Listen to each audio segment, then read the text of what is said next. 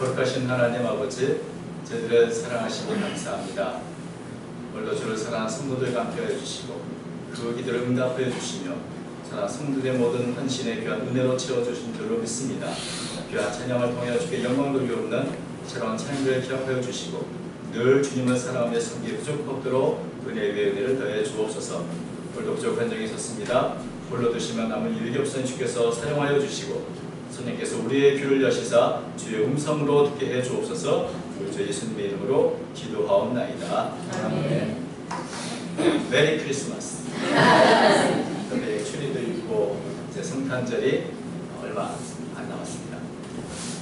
성탄절을 기다리는 이 기간을 대림절 기간이라고 하죠. 우리가 잘 아시는 것처럼 예수님의 탄생 성탄절을 앞두고 4주 전부터 올해는 12월 2일부터 대림절이 시작된 겁니다. 이제 성탄절을 다가오는 것을 보면서 성탄절 정말 오는구나 이런 즐거운 마음, 기쁜 마음을 우리가 모두 가졌으면 좋겠습니다.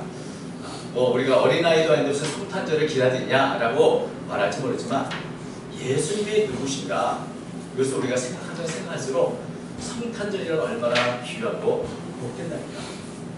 하나님께서 인간이 되신 임마누엘의 은혜를 주신 그것을 생각하면 정말 성탄절이구나. 우리가 때로 세상 생활이가 힘들고 어려워도 성탄절을 기다릴 만한 그런 마음을 우리는 유지해야 될 줄로 믿습니다. 또 성탄절은 우리가 고대하고 기다리고 그렇게 할 만한 가치가 있는 그런 날입니다. 우리에게 영원한 소망을 주시고 죄와 세상의 고통에서 영원히 벗어나게 하실, 그래서 이 땅에 오신 예수님 그분을 생각할 때마다 온 세상을 은혜와 사랑으로 바꿔 놓으신 날, 가장 기쁜 그 날, 우리는 정말 기억하고 기념할 만한 가치가 있는 날인 것입니다. 그래서 성탄절을 우리가 앞두면 다시 한번 인사했습니다. 메리 크리스마스. 메리 크리스마스. 우리 메리 크리스마스 할 때마다 우리 송대선 목사님 생각이 납니다. 1년 내내 늘 메리 크리스마스를 이렇게 인사하시던 분이셨는데 때로는 또 그립기도 하고 그렇죠. 아무튼 이 메리 크리스마스, 이 성탄절을 즐거워하고 기뻐하는 사람들은 성탄절의 의미를 알고 있기 때문에 그런 것입니다. 예수님이 이 땅에 처음 오셨을 때 어떤 사람들은 예수님 누군지 몰랐지만 어떤 분들은 예수님이 누구신지 알고 기꺼이 따랐던 분들이었습니다. 요한복음 보면 먼저 세례 요한이 있죠. 세례 요한은 이렇게 말합니다. 내가 예수님을 처음 봤을 때는 누군지 잘 몰랐다. 그런데 그에게 세례를 줬을 때 나보고 나에게 세례를 주라고 명하시는 하나님께서 누구든지 성령이 내려 그 위에 있는 것을 보면 그가 곧 메시아, 그리스도인 것을 알라고 하셨기 때문에 예수님이 성령이 내려 예수님이 머무는 것을 보고 내가 예수님 바로 하나님의 아들이라는 것을 안다는 고백을 한 적이 있습니다. 그래서 그의 제자들에게 바로 하나님의 아들이시고 세상 죄를 지고하는 하나님 어린 양이다. 세례 요한이 예수님을 알았던 것은 세례 요한만이 갖고 있었던 특별한 영적인 경험, 성령이 내리셔서 예수님의 머무는 것을 보았기 때문인 것입니다. 안드레는 이런 세례 요한의 제자였는데 세례 요한이 예수님이 누구신가를 그렇게 강조하고 말하는 것을 듣고 예수님을 따라갔습니다. 따라가서 예수님이 어디 머무시는가 함께 지나고 나서 세례 요한의 말씀이 맞았구나. 바로 예수님이 바로 메시아라는 것을 알게 되었던 것을 보게 됩니다. 스승님의 존경하는 스승님의 가르침과 그리고 자신이 직접 보았던 예수님을 통해서 안드레는 예수님을 메시아, 그리스도로 믿고 따랐던 것이죠. 안드레는 이런 예수님을 베드로에게서 했습니다. 베드로는 우리가 예수님을 보자마자 믿었을 것 같지만 성경을 보니까 처음에는 예수님을 그저 훌륭한 선생님구나 라고 따랐던 것 같습니다. 그런데 언젠가 어부 출신 자기가 도저히 생각할 수 없는 방법으로 자신의 한계와 상식을 넘는 방법으로 수많은 물고기를 잡게 하시는 이 예수님을 경험하고 나서야 나는 죄인이고 예수님은 바로 하나님이시구나 이렇게 고백을 하는 것을 보게 됩니다. 그래서 나중에서야 이런 기적의 경험을 통해서 예수님을 참으로 알게 되는 것을 보게 되죠. 근데 빌립은 예수님께서 빌립을 부르셨습니다. 부르고 따르게 되는데 빌립은 예수님에 대해서 내가 그렇게 성경을 읽으면서 봤다. 모세가 기록했던 메시아가 바로 여기 계시는구나.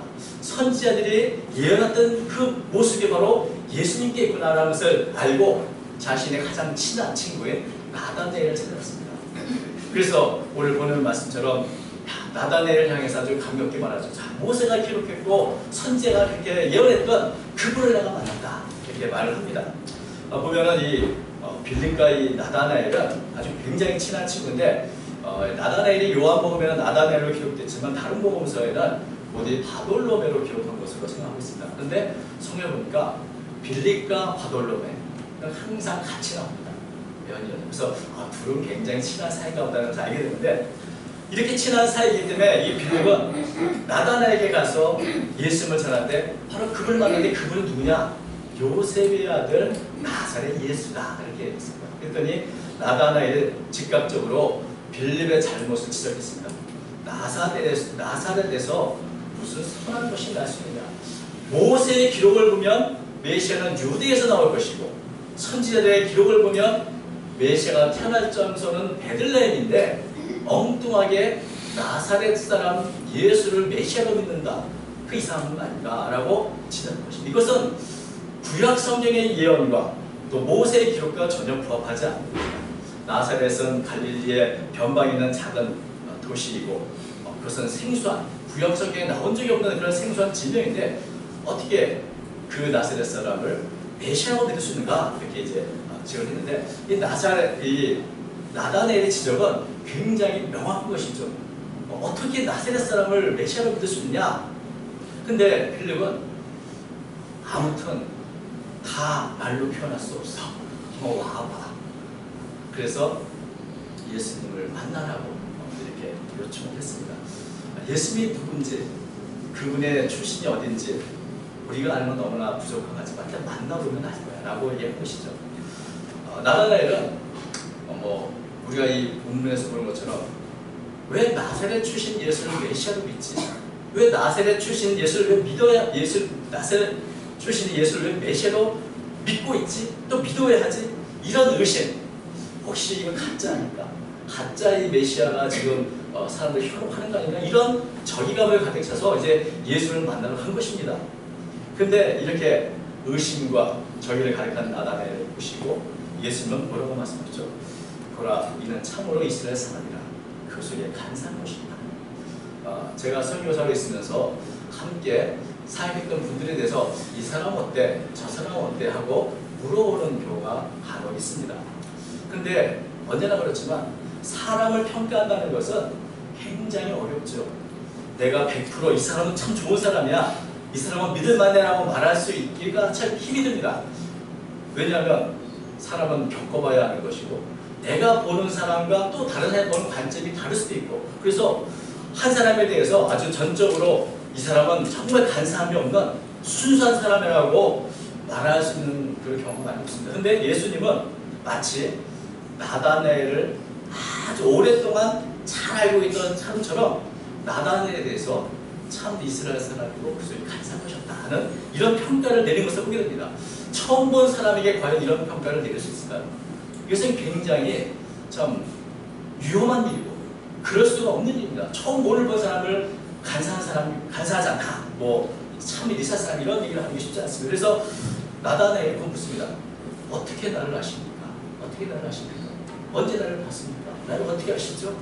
나다나엘은 예수님의 자신을 전혀 모를 거라고 생각했던 것이죠. 왜냐하면 처음 보았습니다. 근데 나다나엘은 예수님을 처음 봤을지 모르지만 예수님은 이미 나다나엘을 잘 알고 있었다. 이미 보고 있었고 알고 계셨다고 말합니다. 내가 너를 몰라. 내가 무화과 나무 아래서 봤는데 이렇게 말씀하신 거죠. 무화과 나무 아래서 봤다. 그랬더니 나다나엘이 깜짝 놀랍니다. 충격을 받습니다.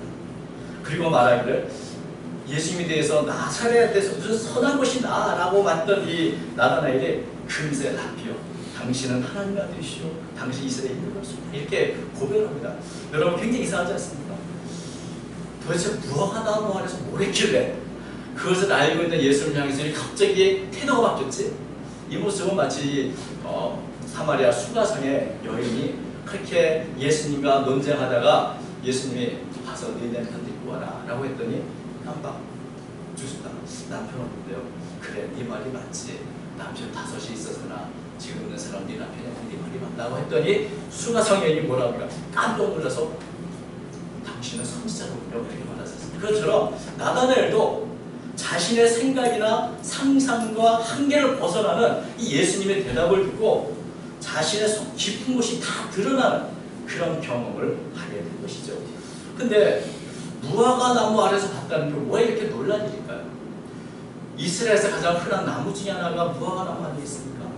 그 무화과 나무 아래서 나다나엘이 있는 거 봤다는 게 왜 그것이 무슨 큰일이라고 나다나엘이 그것을 보고 깜짝 놀라고 주님을 그 당시 아무도 고백하지 않았던 바로 하나님의 아들이시요 이스라엘 임금이라는 고백을 하는 걸까요? 더 나아가서 나다나엘은 예수님이 그리스도 메시아인 근거는 나를 무화과 나무에서 봤다. 그것을 근거로 삼고 있다는 겁니다. 예수님께서도 그까짓 것 아무것도 아니야. 난 너보다 그보다 더 큰 것을 보여줄 거라고 이렇게 말하죠. 내가 너를 무화과 나무 아래서 봤다고 함으로 믿느냐? 이보다 더 큰 일을 보여. 그러면 이 무화과 나무에 보았다는 것도 사실 작은 일은 아니라는 것입니다. 그러나 앞으로 더 큰 것을 보겠다는 일인데, 그래서 우리가 다 궁금해합니다. 도대체 무화과 나무 아래서 무슨 일이 일어난 거야? 도대체 예수님과 나다나엘 사이에 어떤 일이 있길래 나다나엘에게 깜빡 죽고 이렇게 예수님을 메시아로 인정하는 거지? 그런데 성경에는 아무런 기록이 없습니다. 그래서 추측만 난무합니다. 예수라는 영화를 보면 이 장면을 이렇게 묘사했습니다. 나다나엘이 무화과 나무에서 기도하고 있는데 갑자기 하늘에서 밝은 빛이 무화과 나무 잎사귀로 내려옵니다. 그래서 그것을 저분은 하나님이시구나고 느끼는데, 그때 옆에서 독독 치는 사람 있죠? 빌립입니다. 내가 메시아 만났어 라고 말하니까 논정을 하고 메시아 따라갔더니 그때 예수님이 내가 무화과 아래에 있는 너를 봤다. 그 빛이 바로 예수님이셨구나 하는 걸 깨달았다 라고 하는 그런 부분으로 이렇게 묘사로 영화를 만들었습니다. 굉장히 가능성 있는 추측이기도 하죠. 근데 제가 궁금해서 무화과 나무는 성경이 몇 번이나 나올까를 찾아봤더니 64번이 나옵니다. 그런데 그러면 무화과 나무 아래는 몇 번 나오지? 라고 찾아봤더니 5번밖에 나오지 않습니다. 그것도 신약에서는 여기 요한복음에 2번이 나옵니다. 나다나엘과 관계에서 2번이 나오고 3번은 열왕기상 4장 20을 보면 솔로몬 시대를 평가하고 묘사할 때 나옵니다. 요한복음 4장 20을 보면 솔로몬이 사는 동안에 유다와 이스라엘이 단에서부터 보엘세바까지 이르기까지 각기 포도나무 아래와 무화과 나무 아래에서 편안히 살았더라. 그러니까 무화과 나무 아래에서 편안히 살았다. 이런 이스라엘의 아주 전성기, 태평성대의 모습을 의미할 때 이 포도나무 아래와 무화과 나무에 샀다는 거 이렇게 표현됩니다. 제가 수요일날 잠깐 전한 적이 있는데 이 태평성대를 의미하는 표현이 여러 가지가 있습니다. 우리 중국에서는 요순 시대를 태평성대의 대표적인 시대로 말하는데 그 시대를 의미하는 사자성어가 있습니다. 함포 고복, 먹음을 함, 먹을 코, 두드릴 코, 배복. 입에 잔뜩 먹을 것을 포함하고 배를 두들고 있다. 왜냐하면 또 이 말과 같은 의미로 고복, 격, 양이라는 말이 있습니다. 두드릴 코, 배복, 칠격, 흑덩이 양. 그래서 배를 두드리면서 또 한편으로는 땅을 치고 있다 이런 의미인데, 이 요나라 시대 요 임금이 참 우리나라 백성가 어떻게 사는가를 들어봤더니 한도인이 길거리에서 아주 노래를 부릅니다. 그 노래가 우리가 다 아는 그 격양가이죠. 땅을 치고 배를 치면서 야, 참 내가 이렇게 잘하자고 편안하니 임금이 나 무슨 말이냐 이러면서 노래 부르는 거 보면서 야, 이 시대가 정말 태평시대구나 라고 요 임금이 느꼈다는 그런 구절이 있는데, 그래서 이 배를 두드린다, 음식을 먹고 배를 두드리거나 혹은 배를 두드리면서 땅을 치면서 노래하거나, 이 배를 두드리는 것 자체가 태평시대를 상징하는 그런 말이 있어요. 그래서 고복이라는 것 자체가 이 태평시대를 즐기는 것을 의미하는 그런 단어가 되는 것입니다. 근데 이스라엘에서는 이 태평성대를 어떻게 묘사하는가? 포도나무 아래와 무화과 나무 아래와 편안히 산다. 그래서 포도나무 아래, 무화과 나무 아래는 바로 이 태평성대를 의미하는 단어가 되는 것입니다. 그런데 그 포도나무가 빠지고 무화과 나무 아래라는 말을 써도 사실은 태평성대를 의미할 수 있는 것이죠. 그래서 그 나머지 두 개의 그 무화과 나무 아래라는 표현은 미가서와 스가랴서에 있는데 둘 다 앞으로 마치 요순 시대에 그리웠던 이 중산처럼 이스라엘 가장 태평성대였던 솔로몬 시대를 그리워하는 그런 마음, 메시아가 오면 바로 그런 시대가 전개될 거라는 그런 마음으로 메시아가 이룰 하나님 나라를 표현하는데 이런 표현이 나오는 겁니다. 그래서 미가서 4장 4절 보면 각 사람이 자기 포도나무 아래와 자기 무화과 나무 아래에 앉을 것이다. 스가랴서 3장 10절은 그날에 너희가 각각 포도나무와 무화과 나무 아래로 서로 초대하라. 그러니까 무화과 나무 아래란 말이 이 태평성대를 의미하는데 성경이 아니라 성경 외경에 마카비서가 있습니다. 마카비 1서에 1장 14장 10절 보면 마카비 시대에 시몬이 다스릴 때 어떤 모습이었는가? 태평성대를 이뤘다는 것을 표현하기 이렇게 표현했습니다. 사람마다 자기의 포도나무와 무화과 나무 아래에 앉았으며 그들의 마음을 괴롭힐 자는 아무도 없었다. 다시 말하면 성경 시대뿐 아니라 이스라엘 사람들은 포도나무와 무화과 나무 아래라는 이 표현이 태평성대를 의미한다는 것을 알고 있었던 것이죠. 그렇다면 무화과 나무 아래에서 라는 이 말은 바로 메시아 시대를 의미하는 전문 용어인 것이죠. 태평성대를 의미하는 전문 용어인 것이죠. 그래서 나단의 무화과 나무 아래 봤다는 게 그냥 예수님이 지나가다가 무화과 나무 아래 나단에 있구나 라고 우연히 봤다는 것도 아니고 무화과 나무라고 하는 그 무화과 나무 아래라는 말은 아주 특별한 의미가 있는데 메시아 이루는 하나님의 나라에 대한 상징적인 어려움입니다. 그래서 나다나엘이 지금 로마의 앞자리에 있는 이런 이스라엘이 속히 메시아가 오셔서 정말 솔로몬의 영광과 또 무화과 나무의 편안히 평화를 누리며 살고 싶어하는 그런 여망이 담겨있는 이 단어가 바로 무화과 나무 아래라는 그런 용어라는 것입니다.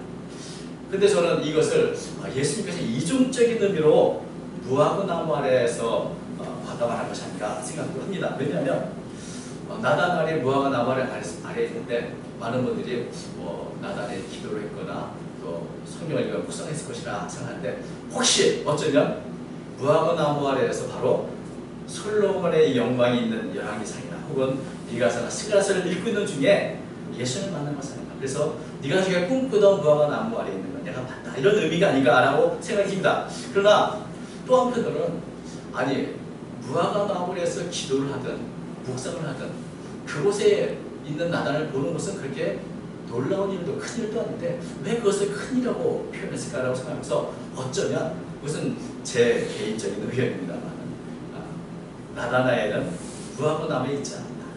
무화과 나무는 눈으로 보이는 진짜 나무가 아니라 어쩌면 나다나엘 마음속에 있는 그런 나무였을지 모른다는 생각을 합니다. 마치 야곱이 베델에서 꿈속에서 하늘이 열리고 사닥다리가 연결되며 천사가 올라오게 했던 것처럼 그 꿈을 깨고 나서 바로 여기가 하나님의 전이구나 깨닫는 것처럼 나다나엘도 사실은 정말 무화과 나무 안에 있었던 것이 아니라 자신의 마음속에서 무화과 나무 아래에서 주님의 평화를 누리는 그런 상상이나 그런 꿈, 그런 이상을 가졌던 것은 아닌가. 그래서 이것은 나다나엘의 마음속으로만 이루어지고 있기 때문에 아무도 그것을 볼 사람은 없었을 것입니다. 그런데 그 마음을 아는 분은 오직 하나님밖에 없는 것이죠.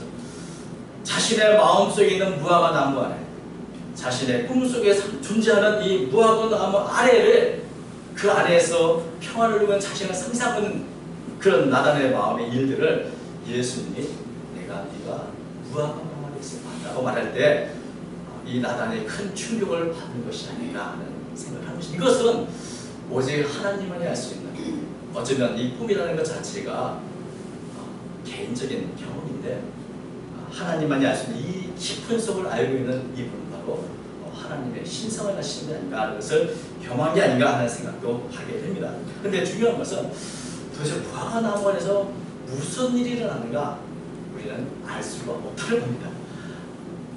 명확하게 아무것도 확인할 수 없습니다. 또 사실은 굳이 그것을 알려고 할 필요는 없습니다. 왜냐하면 여기서 말하는 것은 나다나엘과 예수님 사이에 아무도 알지 못하는 무언가의 경험이 있었다. 그 경험을 통해서 나다나엘은 깜짝 놀랐고 이런 고백을 할 수밖에 없었다는 것을 보여준 것입니다. 그것은 어쩌면 사도 바울이 다메섹 도상에서 밝은 빛 가운데 부활하신 예수를 만난 것 같은 그런 경험일 수도 있습니다. 다른 사람은 모르지만 나만이 알고 있는 경험을 나다나엘이 가졌던 것입니다. 그래서 이 경험을 근거로 예수님에 대한 하나님 아들됨과 이스라엘 임금됨을 고백했다고 하는 것입니다. 여러분, 사실 우리가 예수를 믿는 것이 마치 산타 할아버지를 믿는 것과 같이 생각을 했습니다. 그러나 여러분, 산타 할아버지는 믿음 안에서만, 믿음 속에서만 존재하는 인물을 한다면 예수님은 실제로 우리와 함께 하시고 실제로 운행하고 계시는 살아계신 분입니다. 그렇기 때문에 나의 경험과 나의 상상을 초월한 그런 경험을 주님은 우리에게 줄 수 있는 것입니다. 예수님은 우리가 알지 못하지만 나다나엘만 알고 있는 무화과 나무 아래 보았다는 말을 듣고 깜짝 놀라는 나다나엘에서 이렇게 말씀하십니다.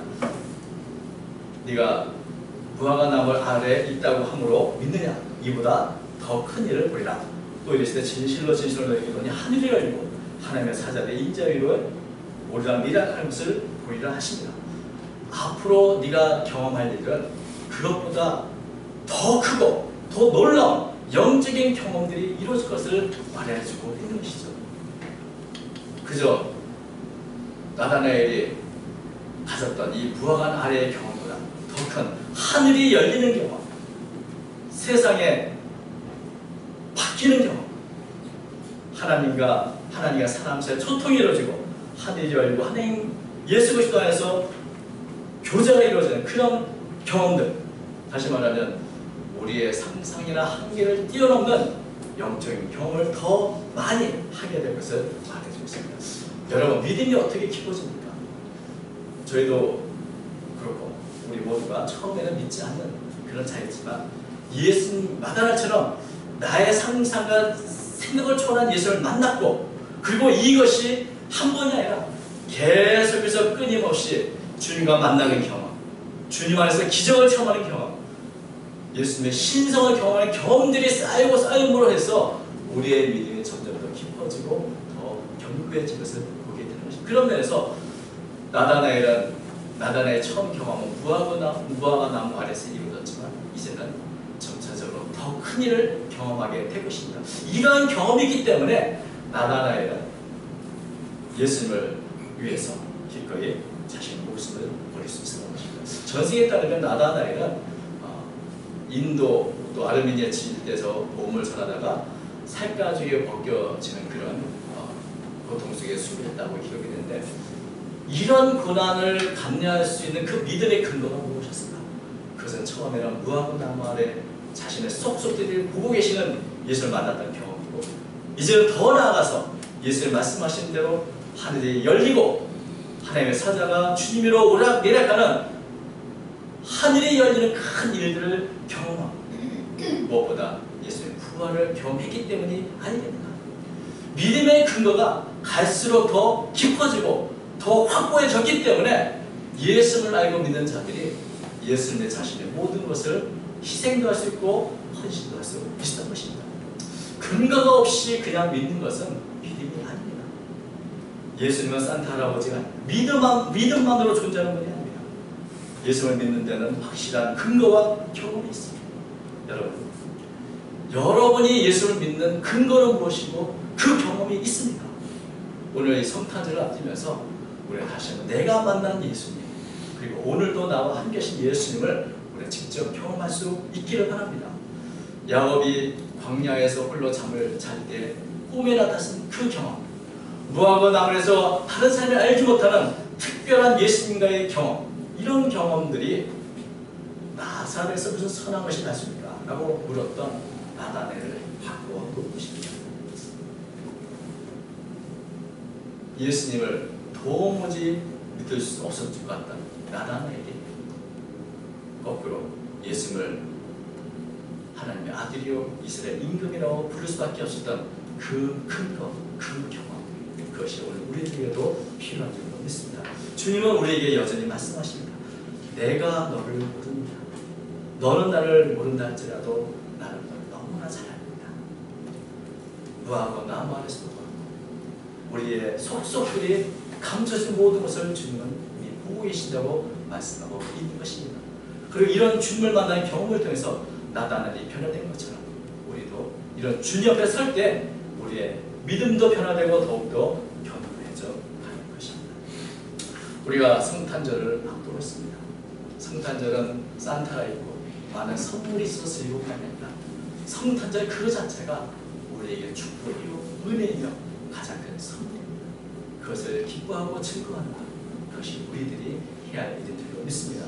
이 대림절 기간에 주님의 오심을 바라보고 하나님 나라가 이 땅 이루어지기를 간절히 사모하고 무엇보다 나다나엘처럼 무화과 나무 아래에 있는